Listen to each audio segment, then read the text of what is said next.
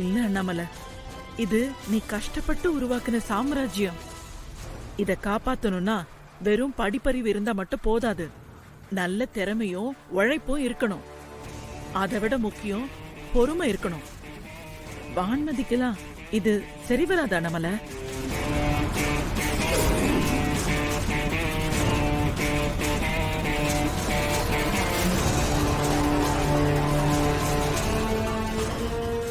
இது சாதாரண விஷயம் இல்ல அண்ணாமலை.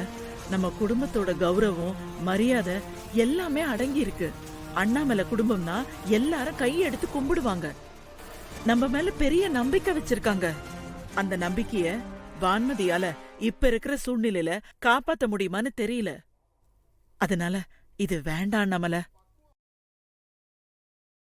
நம்ம பசங்களுக்கு பக்குவம் வர வரைக்கும் நீயே அந்த பொறுப்புல இரு. அதுதான் சரியா இருக்கும். அக்கா, முதல்ல அவங்க கிட்ட பொறுப்பை கொடுத்தாதானே அவங்களால முடியுமா முடியாதா, குடும்பத்தை காப்பாத்துவாங்களா மாட்டாங்களான்னு நமக்கு தெரியும். கொடுக்கறதுக்கு முன்னாடியே முடியாதுன்னு சொன்னா எப்படிக்கா? இந்த டெக்ஸ்டைல் பிசினஸ முதல்ல ஆரம்பிக்கும் போது என்னாலயும் நிறைய பேரு முடியாதுன்னு தானே சொன்னாங்க. ஆனா எல்லாத்தையும் கடந்து நான் சாதிச்சு காட்டல. அதே மாதிரிதான் என் மருமகளும் சாதிச்சு காட்டுவா.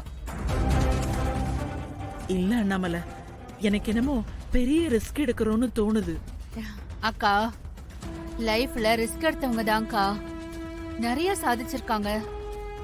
என் மருமகளும் சாதிப்பாக்கா. சித்தி, அப்படி பொறுப்பை மாத்தி தான் கொடுக்கணும்னா வான்மதியை விட எல்லா விதத்திலயும் வெண்ணிலா தான் பெஸ்ட்.